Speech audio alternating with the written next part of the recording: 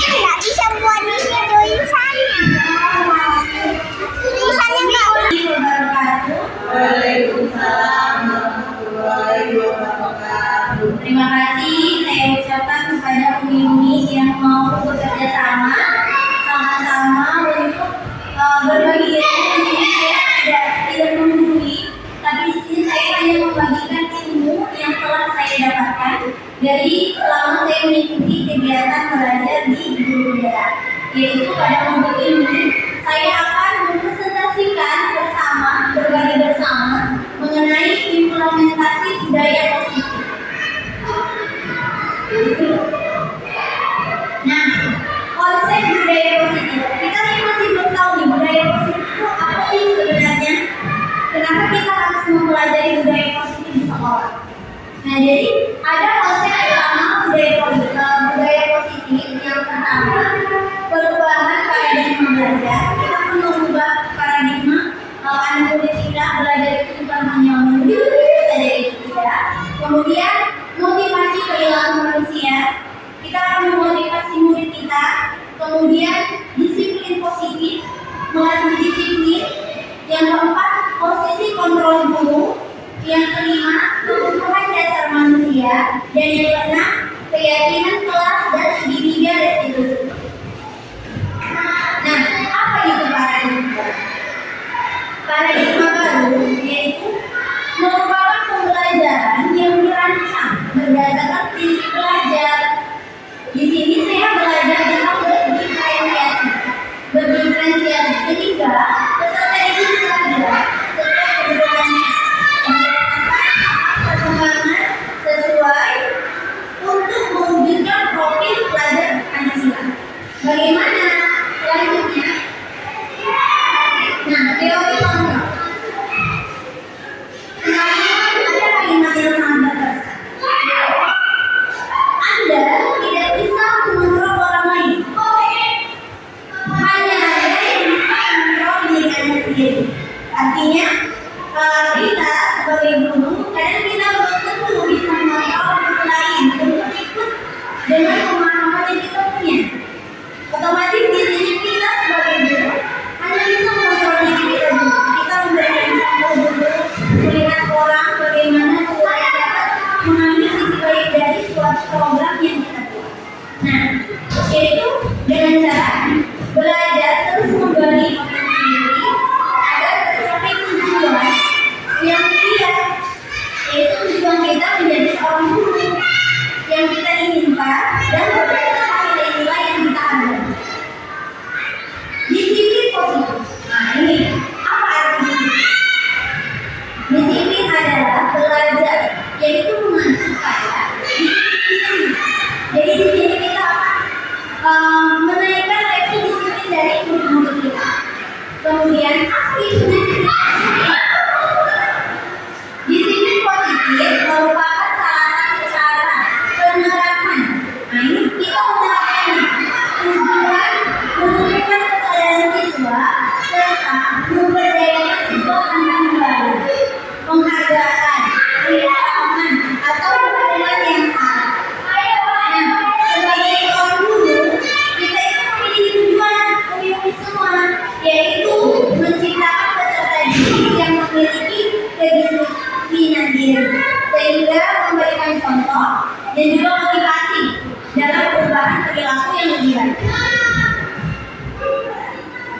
Nah, setelah saya belajar di Guru Udara, saya baru tahu bahwa murid kita itu memiliki 5 kebutuhan dasar. Kebutuhan dasar manusia adalah segala sesuatu yang kita lakukan untuk mendapatkan apa yang kita inginkan. Nah, seluruh tindakan kita itu memiliki tujuan. Semua usaha terbaik yang kita lakukan adalah agar kebutuhan dapat kita terpenuhi dengan baik. Nah, ada 5 kebutuhan murid-murid kita, yaitu bertahan hidup, kemudian kebebasan, kemudian ketugasan, kasih sayang, dan kesenangan. Jadi kalau anak murid kita ada permasalahan seperti di kelas kami aja di 2A ada nih, dia suka mengambil makanan temennya.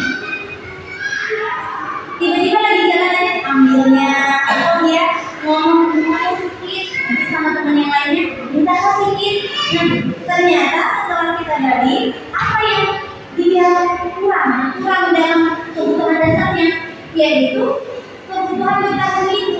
Dia kurang ternyata di dalam rumahnya itu kurang dalam pengetahuan makanan yang enak atau yang baik.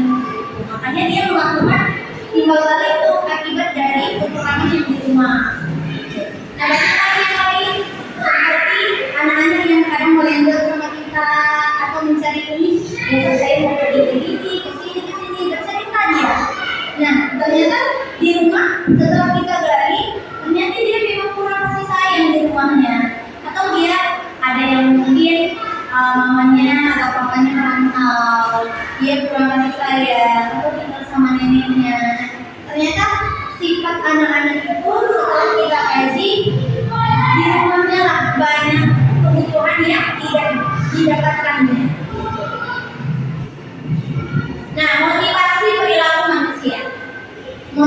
perilaku manusia ini yang pertama, kenapa orang itu bisa termotivasi?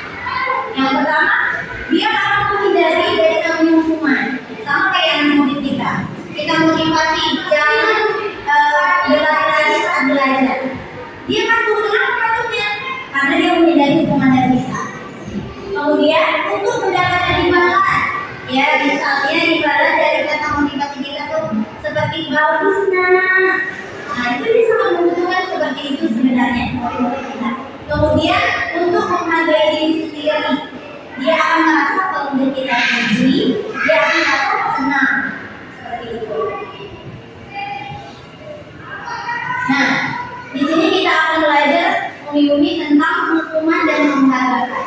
Ternyata yang kita sering lakukan hukuman itu sebenarnya ada posisi negatifnya dan ada posisi positifnya. Nah, negatifnya apa? Hukuman yang kita kasih ke anak-anak itu ada akan menyakitkan diri dia. Kemudian pasti akan memaksa dia. Lalu dia akan menjadi takut. Kemudian sering kita tidak tahu dia akan menyembunyikan kesalahannya. Dan yang terakhir pasti dia akan menjadi rendah diri karena terlalu sering kita hukum. Nah, sedangkan penghargaan ini sering kita juga lakukan ya, misal anak kita selesai amalan taktis kita berikan hadiah gitu. Nah, itu sebenarnya baik, tapi jangan memberikan hadiah itu sebelum melakukan taktisnya. Misalnya seperti besok nanti siapa yang nilainya makanan terbaik akan dapat hadiah. Nah, itu sebenarnya tidak boleh. Kita boleh memberikan setelah terjadi. Misalnya, nah ternyata ada 5 orang nih yang sangat baik, punya apresiasi dengan memberi hadiah. Nah, seperti itu ya. Itu yang pertama, kalau yang salah itu akan tidak efektif. Kemudian mematikan kreativitas, otomatis anak itu akan disitu aja malas bergerak karena nggak tahu mengenai siapa. Kemudian merampas hak menghargai dirinya, dan yang terakhir mematikan kreativitas. Nah, 5 posisi kontrol. Ini kita sebagai guru ternyata ada 5 loh posisi kita sebagai guru. Kita pernah menjadi penghukum, benar ini. Nah, kita pernah membuat rasa bersalah anak. Ya, kita juga pernah menjadi temannya. Dekat face-to-face, cerita bagaimana. Kita juga pernah menjadi pemantau. Dan kita juga pernah jadi manajer. Nah, sebenarnya 5 posisi ini kadang kita terlalu sering. Kalau saya aja ya, saya dulu sangat sering dengan namanya teman atau saya menghukum. Jadi kalau anak udah bawaan saya marah aja gitu ya. Sebenarnya di zaman merdeka ini kita itu adalah sebagai manajer lah yang paling menumbuhkan motivasi anak. Sebenarnya manajernya kayak anak. Misal gini, ada anak kita misalnya seperti berantem. Kita di situ posisi kita menenangkan anak, kita jangan menjadi penghukum. Kamu salah melakukan ini. Enggak. Jadi kita harus manajer. Gimana? Kita tanya dulu dua-duanya. Kenapa terjadi? Sudah mereka menjelaskan, lalu kita tanya lagi. Setelah dia menanya, apa hukuman yang pantas kami berikan sama kamu? Nah, anak yang menjawab, bukan kita yang memberikannya. Jadi kita membuat mereka merasa bersalah sendiri dan Kita lanjut keyakinan kelas. Ya, ini tadi kemarin pas kita udah seminar itu yang belajar bersama juga kita udah ngomong keyakinan kelas ya. Mengapa kita buat keyakinan kelas? Karena kita peraturan kelas. Nah, terus mengapa kita mempunyai peraturan tentang bisa kayak penggunaan helm pada saat mengendari motor? Kenapa pemerintah nggak bisa buat peraturan? Terus mengapa kita mempunyai peraturan tentang penggunaan masker atau mencuci tangan sebelum makan? Mengapa? Nah, akan jawab di slide selanjutnya. Nah, jadi ternyata keyakinan kelas itu lebih abstrak daripada peraturan. Karena kita dengan hanya yang membuat. Kalau peraturan otomatis kita yang membuat sendiri. Kemudian dibuat dalam bentuk positif. Dalam bentuk positif, misalkan rajin belajar di rumah mengerjakan PR. Nah, tadi kita sebenarnya keyakinan kelas itu kata-katanya yang positif.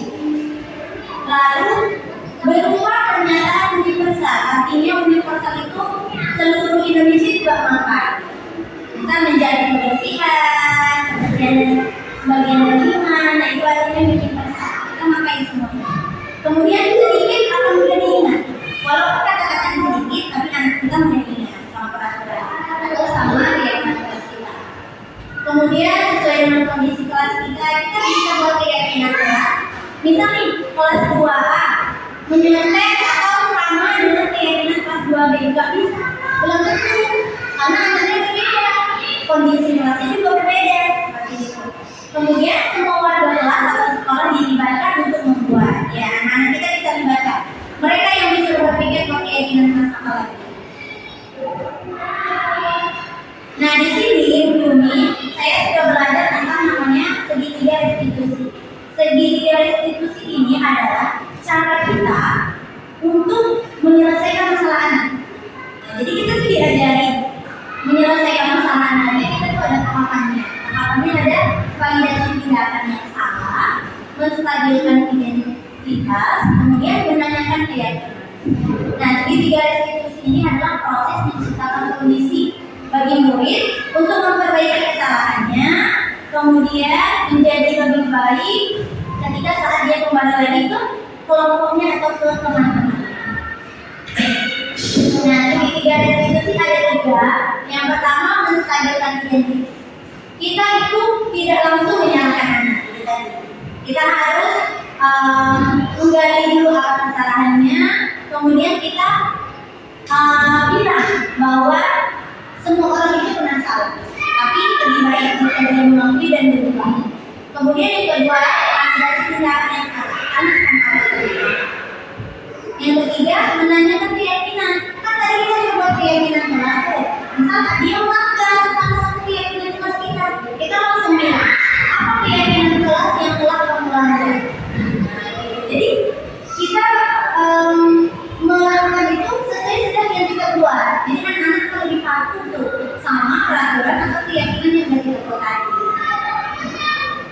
Nah ini ya, ini umi-umi yang sudah saya pelajari dan ingin saya bagi. Yang pertama, menstabilkan identitas. Nah, di sini gunanya adalah untuk membuat anak merasa gagal karena berbuat salah, menjadi positif terhadap dirinya. Ini kata-kata yang bisa kita pakai ketika anak-anak salah.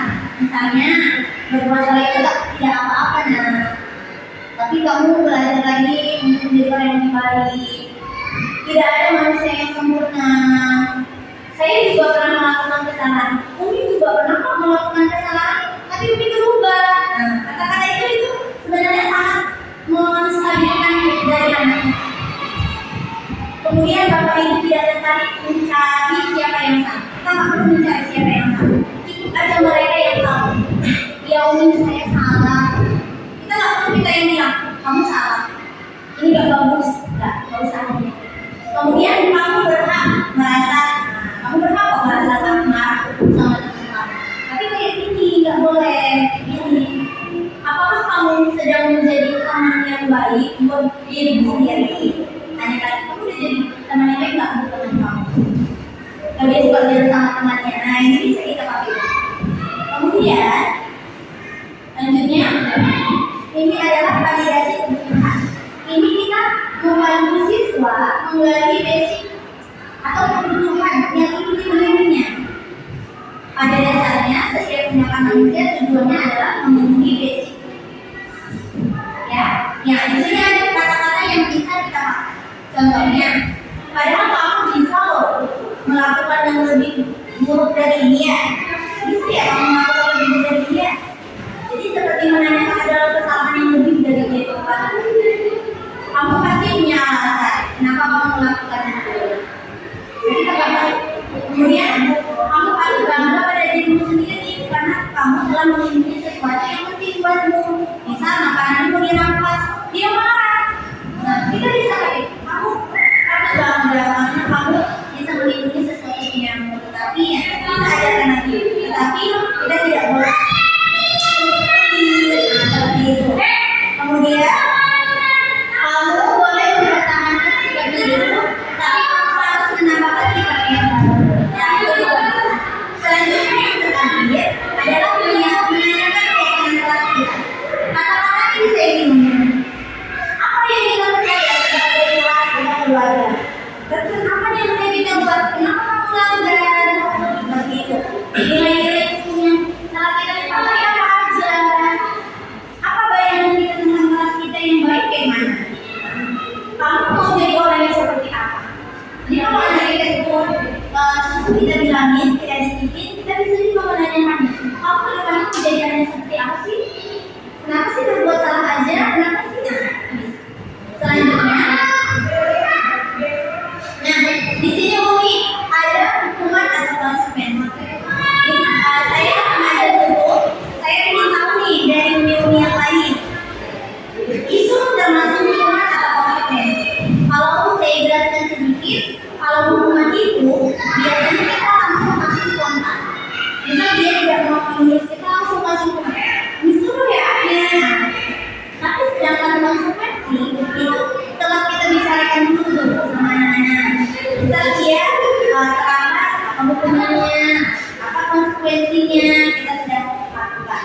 Coba ya Umi di sini mencatat 100 kali dalam buku kalimat saya tidak akan terlambat lagi. Apa kira-kira hukuman?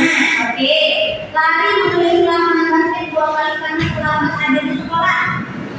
Hukuman juga. Oke, kita kunci ya jawabannya. Membersihkan coretan yang dibuat di meja tulis. Hukuman. Murid diminta untuk push up 15 kali karena tidak menggunakan masker. Gak ada sanksi ya. Menggantikan kertas tugas teman yang telah dirobeknya. Konsekuensi. Berjemur di lapangan basket jam 12 siang karena ngobrol dengan teman. Hukuman. Coba ya. Murid diminta bertelanjang kaki sepanjang hari karena tidak menggunakan sepatu warna hitam sesuai peraturan. Berdiri di depan kelas sambil mengangkat kaki satu karena tidak bisa menjawab pertanyaan. Ada hukuman, ada konsekuensi ya.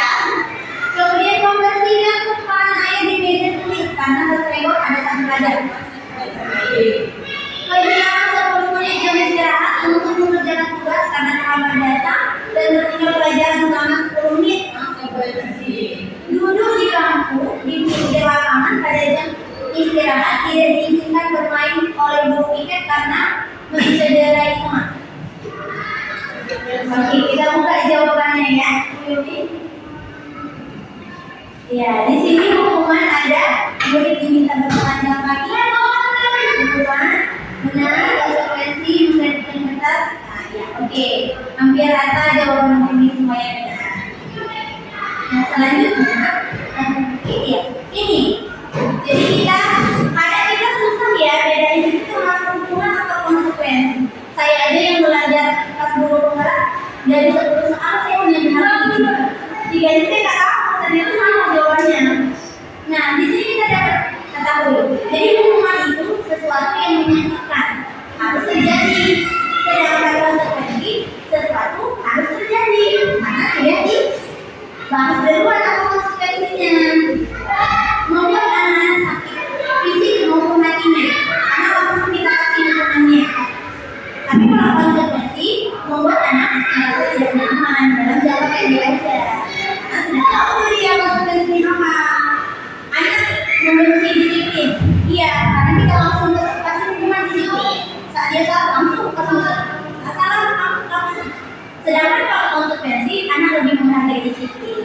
besok dia nggak akan lagi mau karena udah tahu konsekuensinya apa.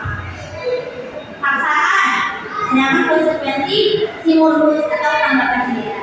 Mendorong anak menyakiti diri sendiri. Ya, benar memilih. Kalau konsekuensi mendorong anak agar mudah menyesuaikan diri. Dia nggak tahu kelasnya nggak boleh berbaur sama sembarangan. Dia akan menyesuaikan sendiri. Konsep diri yang buruk, semakin sering dihukum semakin bandel. Ya, kalau konsekuensi konsep dirinya akan semakin baik. Anak belajar untuk menyembunyikan kesalahan karena dia malas bercerita sama kita. Karena udah tahu nih apa sih yang dihukum banyak. Gak mau ya, tapi kalau udah kita kasih konsekuensi duluan, anak belajar untuk mematuhi peraturan yang kita buat. Sama, marah, merasa bersalah, adik-adik. Apalagi kalau kita hukumnya di depan kelas.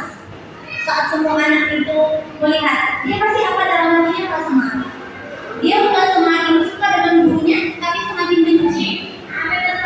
Tapi kalau konsekuensi, kehilangan hak dibuat tidak nyaman, diartikan untuk sementara aja di zamannya. Tapi kalau hukuman berkelanjutan, besok dia mengingat itu kesalahan yang telah dilakukan dan hukumnya. Jadi lebih baik kita yang mana sih? Ayo, yang mana sih? Iya, kita seharusnya sama-sama lagi banyak konsekuensinya. Nah, di sini ada inilah namanya timparan untuk membuat kelas atau membuat sekolah kita semakin baik. Yang pertama, kita harus membuat peraturan kelas atau keyakinan kelas. Kemudian setelah peraturan ada, pasti kita akan membuat keyakinan. Awalnya kita kasih peraturan, lalu kita ada keyakinan. Kemudian lingkungan positif. Kita harus menciptakan kelas kita yang seperti apa? Lingkungannya. Mereka harus semakin positif, yang ceria, yang bersih. Kemudian ada budaya positif di satu sekolah. Jadi jangan hanya kelas kita aja yang positif, tapi sekolahnya nggak positif, anak pasti akan bertolak belakang. Oh, abang itu di kota, apa kok itu? Pasti akan bertolak belakang. Lanjut. Nah, di sini ada peraturan dan ada nilai kebajikan yang kita mau. Nah, contohnya selalu kembalikan buku ke tempatnya. Kita melatih tanggung jawab anak. Sebenarnya saya ini yang lain kita bersama sudah sering nih melakukan hal ini. Hal kecil sebenarnya, hal kecil itu memberi perubahan yang besar. Seperti dilarang mengganggu orang lain. Berarti kita mengajari menghormati orang.